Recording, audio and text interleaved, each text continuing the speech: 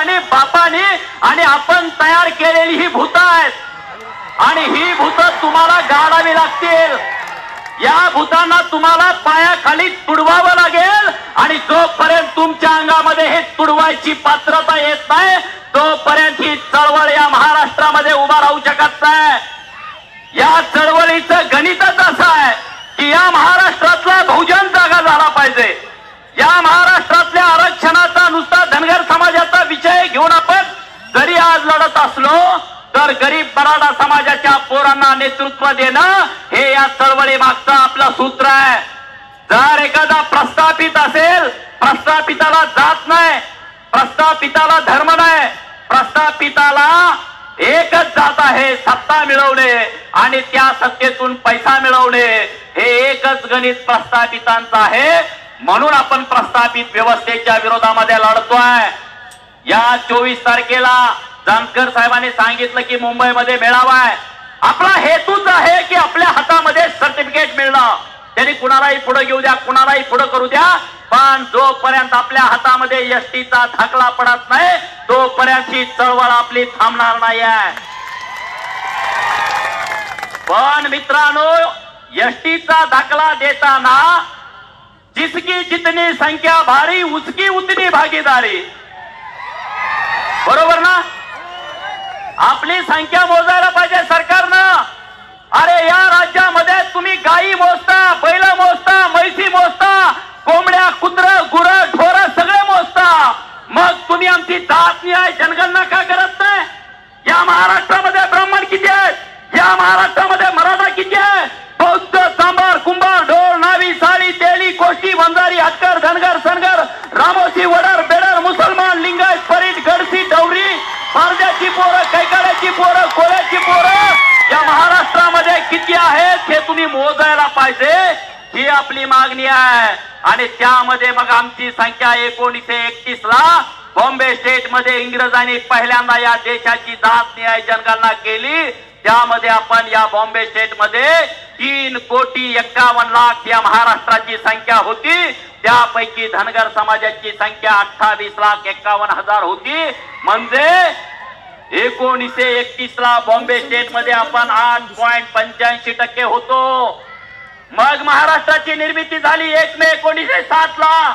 Bombay state मधले 2 जिल्हे कर्नाटकचे कारवार आणि बेळगाव कर्नाटक मध्ये गेले, गुजरातचा काही भाग गुजरात मध्ये गेला आणि मग विदर्भ महाराष्ट्रामध्ये आला। 1931 ला जर आपण 8.85% असू आणि मग 1989 ला या सरकारनं मागच्या 3.5% आपल्याला आरक्षण दिलंय। मग हे आरक्षण आपल्याला मान्य असावं का? हे सरकार, या सरकारनं धनगर समाजाला एसटीचा दाखला देताना आमच्या लोकसंख्येप्रमाणे द्यायला पाहिजे, ही आपली मागणी आहे। आणि ही मागणी जर मान्य नाही झाली तर आपण ताकदीनं आंदोलन पुढे न्यायला पाहिजे। हे आंदोलन गोपीचंद पडळकर आणि उत्तमरावला आमदार खासदार करण्यासाठी नाही आहे। काय काही लोक बोलतात की गोपीचंदला भाजपनं सोडलंय, काही लोक बोलतात की पवारांनी सोडलंय, बोलतात का नाही लोक खासगीमध्ये? अरे तुम्ही आमचे बाप आहात, आम्ही तुम्हाला मानतो, या राज्यातल्या कुठल्या व्यवस्थेला आम्ही मानत नाही। तुमच्या पुढे 1000 वेळा नतमस्तक गोपीचंद आणि उत्तमराव होईल, या राज्यातल्या कुठल्याही प्रस्थापिताला नमस्कार घालणारी आमची औलाद नाही। एक गोष्ट मी तुम्हाला सांगतो, एक नवरा बायको होते आणि नवरा बायको ते शेतकरी होते। त्यांचं लग्न झालं होतं, 1-2 वर्ष झाल्यानंतर त्यांना एक लहान बाळ झालं आणि मग ते बाळाला घरामध्ये पाळण्यामध्ये झोपवायचे, रानामध्ये जायचे, काम करायचे। मग एके दिवशी रानामध्ये गेल्यानंतर त्या शेतकऱ्याला एक मुंगसाचं पिल्लू भेटलं आणि मग ते एकदम गोंडस होतं आणि तुम्हाला माहित आहे मुंगूस बघितल्यानंतर आपल्याला वाटतं की शुभ काम होतं आणि मग त्यांनी ते मुंगसाचं पिल्लू घरी आणलं आणि त्याला वाढवायला लागले। त्या बायकोचा, त्या शेतकऱ्याचा त्या मुंगसावरती विश्वास नसायचा की अरे हे कधीतरी माझ्या बाळाचा घात केल, त्याला माझ्या बाळाच्या जवळ तिथं फिरकू देऊ नका। पण तो शेतकरी म्हणायचा अरे तो प्राणी आहे, तो आपला घात करणार नाही।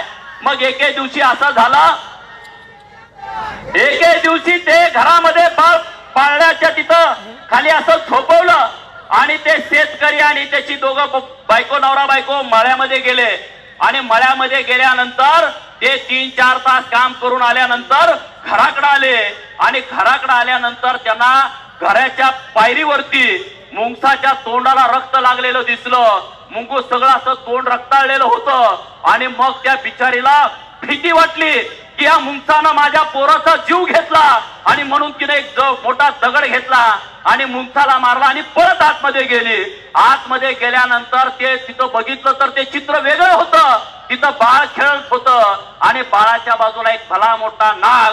त्या मुंगसानं त्या नागाला मारलं होतं पण त्या बिचारीनं त्याचा अंदाज घेतला नाही. तिनं जाऊन घरामध्ये बघितलं नाही. जे तिला डोळ्यासमोर दिसलं त्याची पार्श्वभूमी काय हे बघितलं नाही आणि पळत बाहेर आली आणि तो दगड उचलला तर त्या मुंगसाचा मृत्यू झाला होता. मित्रांनो, तशी परिस्थिती आपली आहे. गोपीचंद पडळकर आणि उत्तमराव जानकरांच्या तोंडाला नक्की रक्त तुम्हाला दिसेल पण ते रक्त समाजाचं नसेल. ते रक्त तुमच्यावरती जर कोण अन्याय करत असेल तर त्या प्रस्थापित व्यवस्थेचा रक्त आमच्या तोंडाला असेल. तुम्ही आमची शहनिशा केल्याशिवाय आमच्या विषयीचं मत तयार करू नका मित्रांनो. म्हणून तुम्हाला सांगतो, आमच्या अंगामध्ये शेवटचा थेंब असेल तोपर्यंत आम्ही तुमच्याशी गद्दारी करणार नाही. ते आमच्या रक्तामध्ये लिहिलेलं नाही. आणि म्हणून मुंबईचा कार्यक्रम हा आपल्याला अति महत्वाचा कार्यक्रम आहे. मुंबईच्या कार्यक्रमासाठी आपण जे डिक्लेरेशन केलं की डॉक्टर बाबासाहेब आंबेडकरांच्या 14 तळ्यावरनं आपल्याला मुंबईला निघायचंय आणि मग मुंबईमध्ये जेव्हा या राज्यातली 50 लाख पोरं घुसतील आणि आपल्या बरोबर आपल्या शेळ्या मेंढ्या घोडी कुत्री कोंबडी हे सगळं घेऊन जेव्हा 3 दगडाच्या चुलीवरती मुंबईच्या आझाद मैदानावरती आपण जेव्हा चुलीवरती स्वयंपाक करून या राज्यातली लाखो लोक तिथं ठाण मांडून बसतील, सरकारनं धनगराच्या पोराच्या हातामध्ये एकतर एसटीचा ढकला द्यावा, नसेल तर या सरकारला निरोपाचा नारळ आझाद मैदानावरती आपल्याला द्यायचा आहे. द्यायचं का नाही? का नाही द्यायचा? अरे सरकार आपण सत्तेमध्ये आणलं, या सरकारनं आपल्याला काय दिलं? 100 रुपये कुणाच्या खात्यावरती आले असं कोण इथं आहे का? 100 रुपये, 100 रुपयाची नोट.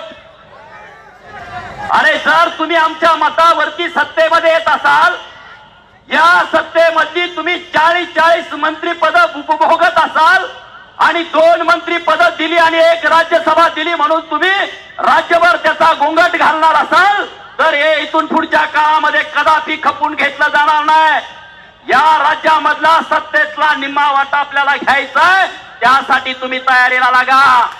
जोपर्यंत तुम्ही हे राजकारण करत नाही तोपर्यंत तुम्हाला आणि आम्हाला या महाराष्ट्राच्या मातीमध्ये किंमत मिळणार नाही. जिथं जिथं विधानसभेची निवडणूक लागल तिथं तिथं गरीब मराठ्याच्या पोराला पुढं करा आणि त्याला सांगा तू आमदारकी लढव, आम्ही तुझ्या बरोबर आहे.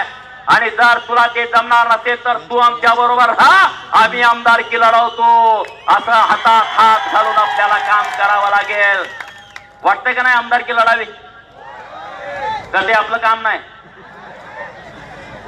का? चुलत्या विरुद्ध पुतण्या, भावाविरुद्ध भाऊ, आई विरुद्ध मुलगी, हे बंद करा. हे ग्रामपंचायतचं आणि सोसायटीचं राजकारण हे बंद करा. पंचायत समितीचं राजकारण कराल ना? बंद करा. हे असे सल्लागार मंडळ आहेत मला.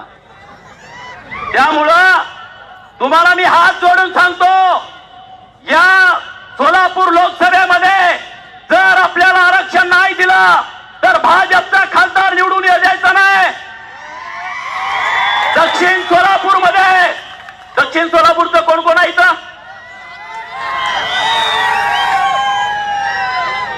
तुम्हाला तिथं आमदार व्हायचं का नाही व्हायचं?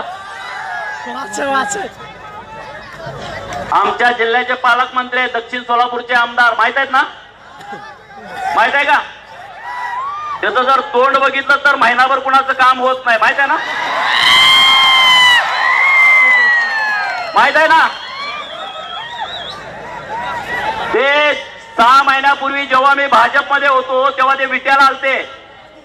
आणि विट्याला आल्यानंतर त्यांनी स्टेटमेंट केलं, मी भाजपचा कार्यकर्ता, भाजपचा स्टार प्रचारक, भाजपसाठी काम प्रामाणिक करणारा मी कार्यकर्ता. हा मागच्या वेळेस तिकडे अपक्ष उभा राहिला होता, माहित आहे ना, तुळजापूरला. आणि हा तिथं स्टेटमेंट काय करतो की भारतीय जनता पार्टी निवडून येणाऱ्या उमेदवाराला तिकीट देते. काय म्हणतो? भारतीय जनता पार्टी निवडून येणाऱ्याला तिकीट देते. अरे सुभाष देशमुख, मी इथं सांगतोय, अरे मस्तवाल सुभाष देशमुख, मी तुझ्या सोलापूर जिल्ह्यात सांगतोय, भारतीय जनता पार्टी ज्याला तिकीट देते त्याला आम्ही गाडत असतो. गाडायचं का नाही त्याला? हा का माझं चुकतंय?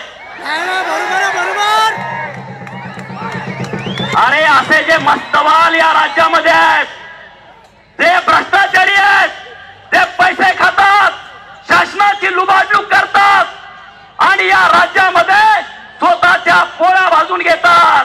अशा लोकांच्या विरोधामध्ये ठामपणे उभं राहायला पाहिजे. पुढचा कार्यक्रम या सोलापूर जिल्ह्यातला दक्षिण सोलापूरला घ्यायचा आहे.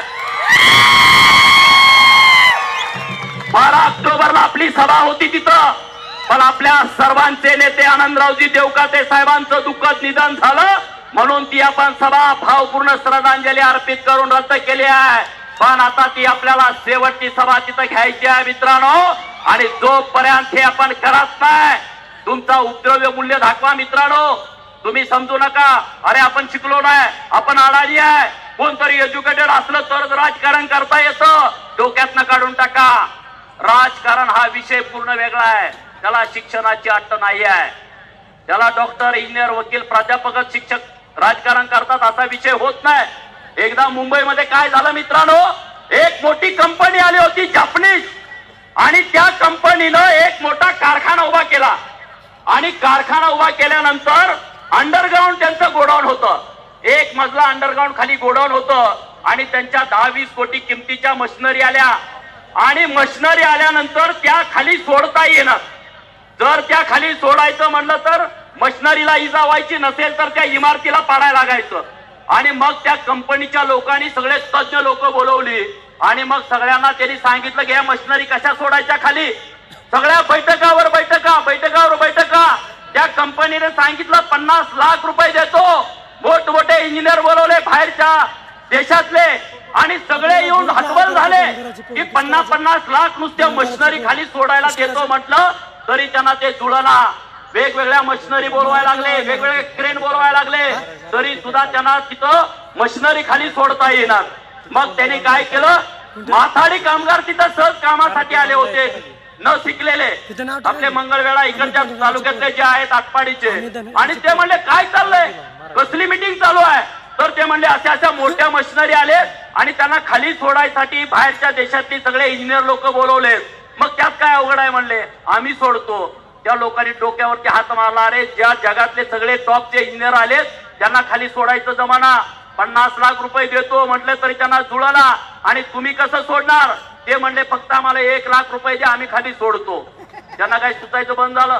तुम्ही काय करणार, आम्ही सांगतो तेवढं साहित्य आम्हाला द्या, आम्ही सोडून देतो. ते म्हणले बघा प्रयोग करूया. आणि मशीन त्याच्यावरती नेऊन सारली.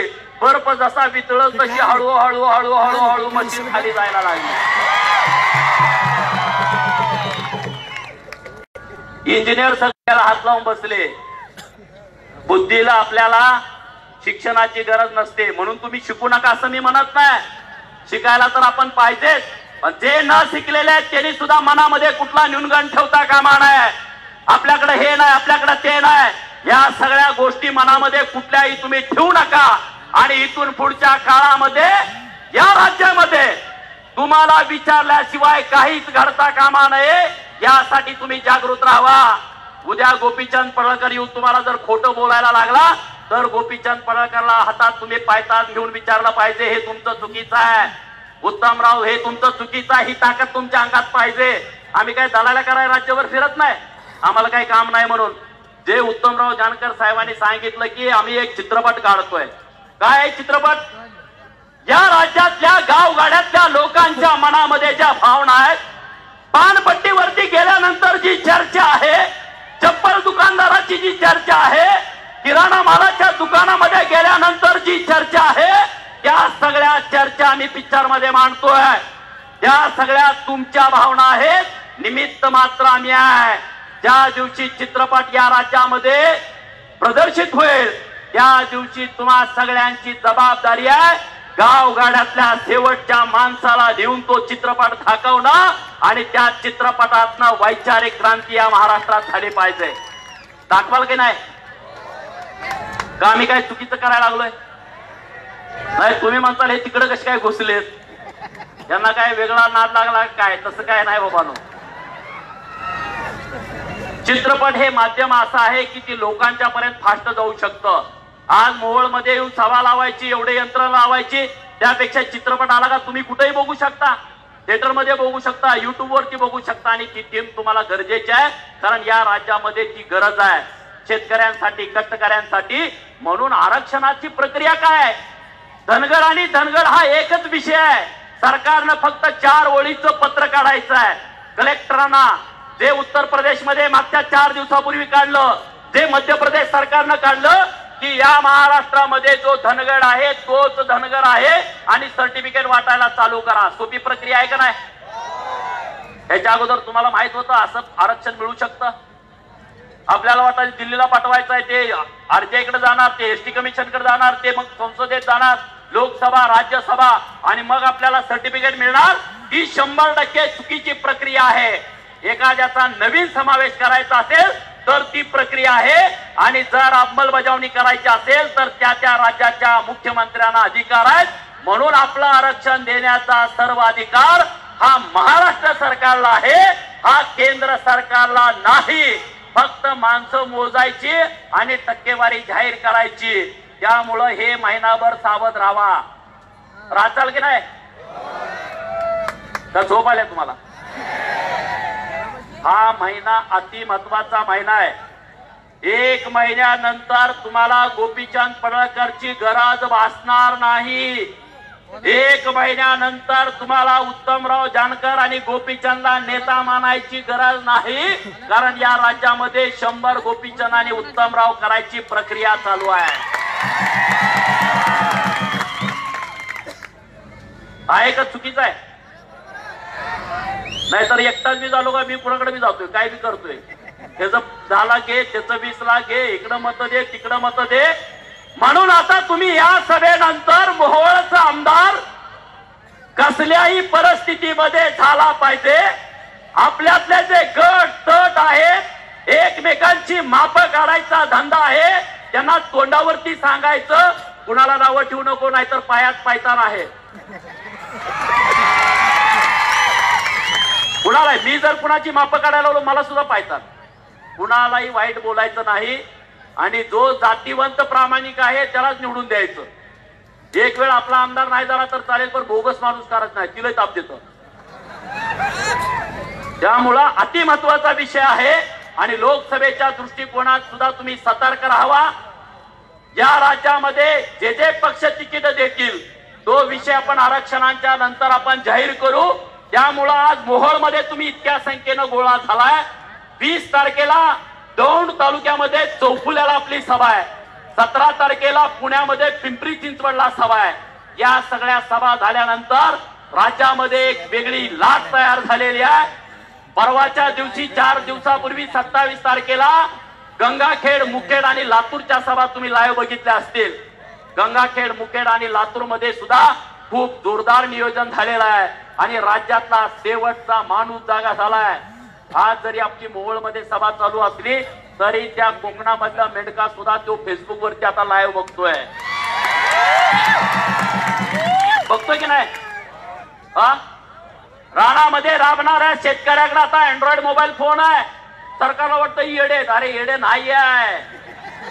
1989च तुम्ही डोक्यात फुल ठेवू नका. आता मेंढक्याकडे अँड्रॉइड मोबाईल फोन आहे. बाबळीच्या शेंड्यावर चढतोय, तिकडच्या मेंढक्याला फोन लावतोय, लांडगालाय लांडगालाय, उतरत नाही. आहे का खोट आहे? व्हॉट्सअप वापरतोय मेंढका, म्हणून आता सरकारला हे कळू द्या, इथल्या व्यवस्थेला कळू द्या. कुणाच्या दारात जाऊन बसू नका. हो, कोण लय मोठा आहे, लय दादा आहे, लय मर्डर करते, कोण कुत्र खात नाही तिथं जाऊन बसू नका.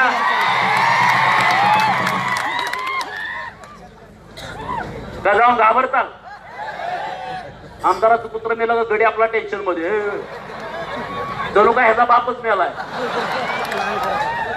अशी गावात दोन चार आहेत का नाही, त्यांना आउट करून टाका. काय उपयोगाचे नाहीत, आहेत उपयोगाचे आपल्या. आज इकडे सभा चालू आहे तर तिकडे गाड्याची खळबळ चालू. अरे हे कशाला केलं, काय केलं, आमचं केलं. मग तुम्हाला विचारून करायचं का? कुणाला विचारून करायचं का? हे जे कार्यकर्ते काम करतायत त्यांना ताकद द्या. जो वर्गणी देत नाही तो हिशोब मागतो. पैशाचं काय झालं? अरे तू वर्गणी दिल्या का? नाही. जो वर्गणी देतो तो पैशाचं बोलत नाही, जो देत नाही तो हिशोब पावती कुठं आहे? अरे काय गणपतीचा कार्यक्रम आहे का तिथं बोर्ड लावायला? तिकडं तिकडं पैसे घालवता, 10-20 बोकडं कापता. बंद करा ना. कशासाठी पाहिजे 20 बोकडं? एक देव आहे आपला, एक कापा ना. बिरोबा आपला आहे, खंडोबा आपला आहे, आपला ऐकल का काय? तो पण विरोधात आहे देव. हा, पैसे सगळे मुलांच्या शिक्षणावरती खर्च करा. तुमचं आणि आमचं घर सुधारायला कोण येणार नाही आहे. आपली पोरं जी शिकतील, डॉक्टर बाबासाहेब आंबेडकरांचं वाक्य लक्षात ठेवा, शिक्षण हे वाघिणीचं दूध आहे, जो कोणी पिल तो गुरगुरल्याशिवाय राहणार नाही. म्हणून पोरं शिकवा, अधिकारी करा, रासमन अधिकारी करा, पीआय, डीवायएसपी, एसपी, तहसीलदार, प्रांत, कलेक्टर करा ना पोरं आपली. किती आहेत पोरं आपली कलेक्टर? नाहीत कलेक्टर पोरं. म्हणून आम्हाला सर्टिफिकेट पाहिजे. आमच्या संख्येनं आमचे कलेक्टर नाहीत, या प्रशासनामध्ये आमचे अधिकारी नाहीत. या राज्यामध्ये 5 आमदार आहेत फक्त. अरे एका घरात 5 आमदार आहेत या राज्यामध्ये, एका घरात. आणि राज्यामधल्या 2 कोटी लोकांच्या मध्ये 5 आमदार नाहीत. म्हणून आम्हाला आरक्षणाची गरज आहे. म्हणून आम्ही आरक्षण मागतोय. आणि हे आरक्षण आपल्यासाठी फार महत्वाचं आहे. जर आरक्षणाचा आपला विषय मिटला, काही लोक म्हणतील राजकीय आरक्षण वगळून धनगरांना आरक्षण द्या. अजिबात नाही. नुसतं शैक्षणिक आणि आर्थिक आरक्षण आम्हाला नको आहे. राजकीय आरक्षण ही आमची मागणी आहे आणि ते आम्हाला मिळालं पाहिजे. बरोबर का? चुकीचं आहे? राजकीय आरक्षण पाहिजे ना. 2019ला या राज्यामध्ये तुम्ही जे ठरवाल ते होणार आहे. त्यामुळे आता लय गरीबागत राहू नका. पुढच्या माणसाने एक कानाखाली दिली का मागच करून 2 त्याच्या ठेवून द्या. भावाला मारून, चुलत्याला मारून जेलमध्ये जाऊ नका. जमिनीची भांडणं असतील मिटवून टाका, केसेस काढून टाका. गावात भाऊकीतनं, गावातल्या जातीमध्ये ते निर्माण होणारी भांडणं असतील तर मिटवून टाका. पुढाऱ्यांच्या दारात जाऊ नका. दलाली पुढारी करतायत त्यांच्याकडे जाऊ नका तुम्ही. आणि प्रशासकीय अधिकाऱ्यांच्या संपर्कात राहावा. प्रशासकीय अधिकारी हे तुमचं रिलेशन जेवढं तुमचं महत्वाचं आहे तेवढं कुणाशी तुम्ही रिलेशन ठेवू नका. तहसीलदार, पीआय यांच्याशी डायरेक्ट भेटा, लोकांची कामं घेऊन जावा. आणि 15 तारखेनंतर चेअरमन साहेबांना आम्ही एक तुम्हाला प्रोग्राम देणार आहे. प्रत्येक तहसीलदारांच्या समोर एक प्रोग्राम करायचा आहे. तो प्रोग्राम अतिशय महत्वाचा प्रोग्राम आहे. तो तुम्हाला करायलाच पाहिजे. एक दिवस काम सोडून तुम्ही तहसीलदारांच्याकडे येऊन तहसीलदारांना भेटून आम्ही एक प्रक्रिया राबवणार आहोत. ती प्रक्रिया आम्ही 15 तारखेला डिक्लेअर करू. आणि ती प्रक्रिया इतकी ताकदीनं राज्यामध्ये राबवायची आहे. गडचिरोली पासून इकडं कोकणापर्यंत सगळीकडे ही प्रक्रिया राबलीच पाहिजे. हिंगोलीतनं 400 पोरं घोड्यावरून निघालेत मुंबईला. 400 पोरं. त्यांच्यासाठी जोरदार टाळ्या वाजवा. 400 घोडेस्वार. अरे एकटा यशवंतराव होळकर पुण्यामध्ये जेव्हा एकटा पडला, यशवंतरावांच्या भावाला जेव्हा हत्तीच्या पायदळी दिलं, तेव्हा यशवंतराव चालत जेजुरीला आले होते. जेजुरी हे होळकरांनी बांधलेलं मंदिर आहे. जेजुरीचा खंडोबा हे होळकरांनी बांधलेलं मंदिर आहे. आणि मग तिथून त्यांनी एक घोडा घेतला आणि ते घोडा घेऊन परत इंदोरकडे गेले आणि परत ते राजे झाले. एक घोडा घेऊन यशवंतराव जर राजे होत असतील आणि इंग्रजांना 25 वेळा हरवत असतील तर हिंगोलीतनं आलेले 400 घोडेस्वार काय करतील? काय करतील सांगा?